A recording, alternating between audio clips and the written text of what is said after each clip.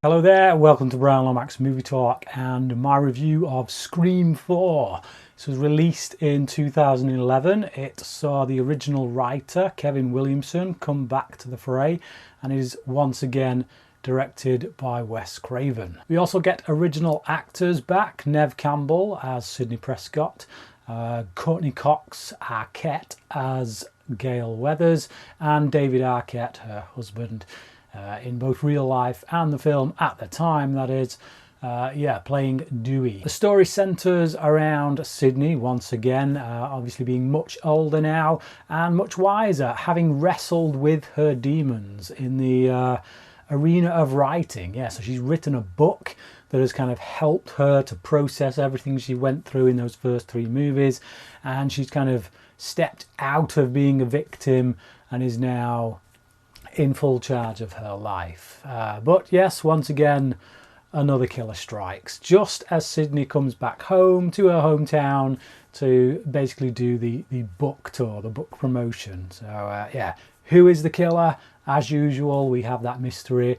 How many people are they going to take out before we get to the end? And how much fun are we going to have in the process? I go back to 2011 when this film was released, and I'd have said not much fun at all, to be honest. But that was then and this is now. Has that changed? Yeah, when this came out, I don't know. I must have been in the wrong mood. I watched it and I was not having fun with it at all. It felt like it was going through the motions because we'd seen this kind of 3 times before, and I don't know.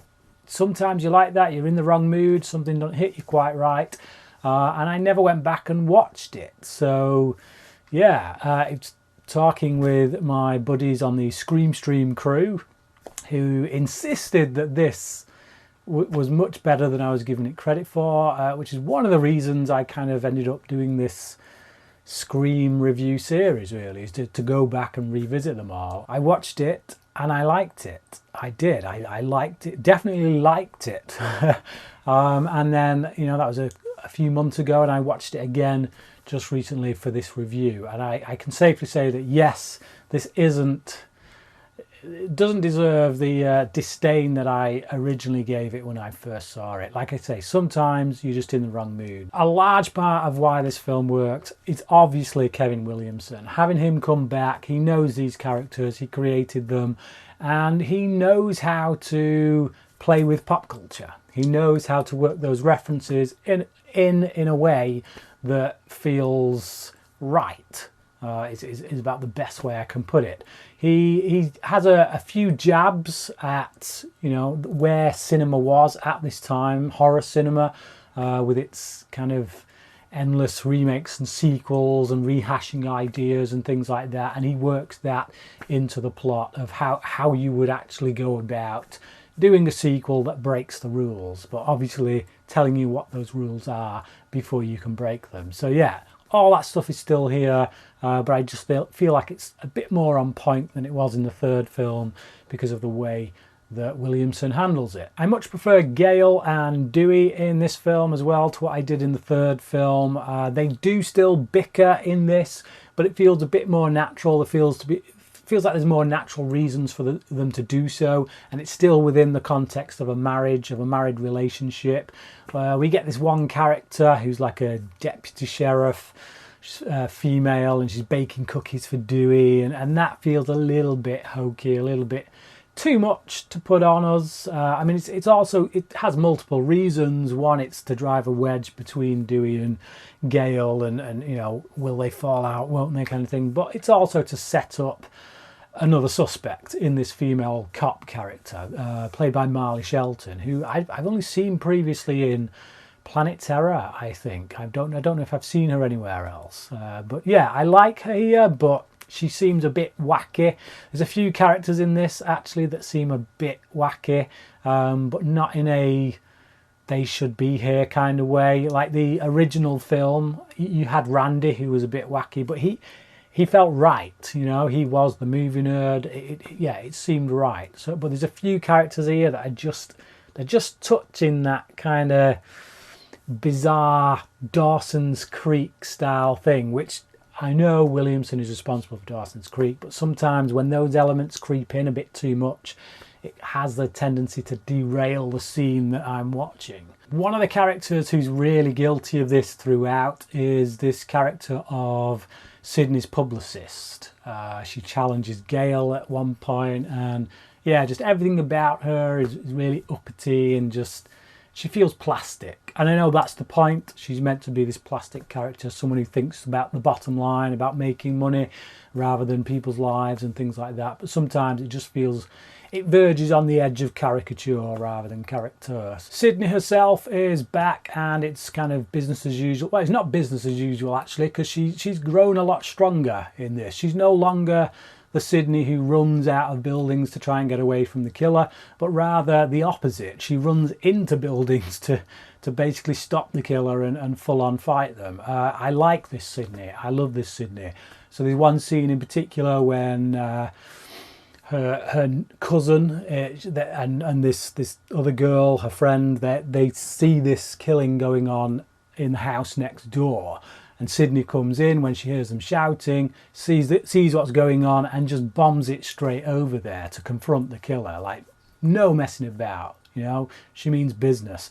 So yeah, I love that. I love that she has turned that corner, really. Just like she says at the start with the, you know, the whole book angle. She's ceased to be a victim. Hayden Panettiere, or Panettiere, however you pronounce that, was riding quite high on the success of Heroes at this point, so that's obviously why she was cast here.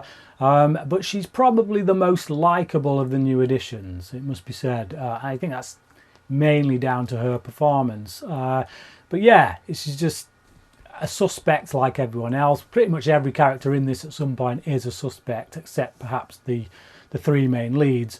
But no, I like her. It'd be nice if, you know, if they continued the series at some point. It'd be nice to see her come back, because we don't actually see her die. So yeah, I'm pretty sure they were probably keeping that door open just on the off chance. Nico Tortorella plays this guy called Trevor Sheldon. He's basically the ex-boyfriend of Emma Roberts' character. So Emma Roberts plays the cousin. And he's just such a red herring that you never for 1 second buy that he will actually be the killer. And he's pretty bland as well. When he does show up in the scenes that he's in, he's so bland that you all but miss him. Two characters that I wish would have got a bit more screen time, however, are these two police officers played by Anthony Anderson and Adam Brody.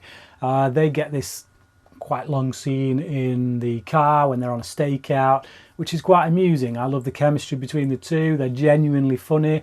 They're talking about slasher movies and the fact that they're prime candidates to go if they were in a slasher movie, that basically their number is marked, that their cards are marked, so to speak. So yeah, I enjoy that conversation, and I like these two guys, their chemistry. Like I say, it's just a bit of a shame we don't get more of them. So let's move on to the killers themselves. Yes, this is a spoiler review in case you didn't know already. But yeah, the two killers in this, played by Corey Culkin and of course Emma Roberts. I couldn't tell the Corey Culkin. I didn't see the Corey Culkin one coming, to be honest. If I'm being, I thought there was a lot of stuff in there that seemed like red herring stuff. You know, the whole filmmaker angle. So yeah, I didn't zone in on him. To be honest, I thought Culkin would have been a prime character to get killed. But Emma Roberts, gotta say, and this goes from the very first time I ever saw it. As soon as her character is set up, for whatever reason, I just boom, I knew it was her. The fact that we've never even heard of this character until now, but I don't know. There's something too squeaky clean about her. And the motive and all that, the craziness, I don't know, I could just see it coming. I don't know why, but I just could. And for that reason, I've never really warmed to her as a character. On paper though, when I'm watching it and I'm trying to be objective, I do think she is a better killer, villain, if you want to call her that, than the majority of the ones that we've had since Stu and Billy, because I prefer her motive, I guess, and it's in keeping with the modern world of, you know, teenagers who seek fame any way they can and don't actually want to just go out and work for what they get. So yeah, I like that. I like what Williamson has to say with the character. It's just a shame that for whatever reason I can see it coming a mile off. Some of the kill scenes in this are a bit more full on as well than some of the previous films. One scene in particular where, well, the aforementioned scene I was talking about, in which they see their friend next door getting killed, like when he's hacking her on the bed, you see entrails coming out and everything. It's yeah, it's a bit grisly. So if you like that kind of thing, this is for you. It was nice to see Mary McDonnell pop up in this as well. I'm a big Battlestar Galactica fan, the remake Battlestar, not the original. But yeah, she was one of my favourite characters in that. I like her as an actress. She's an Oscar winner.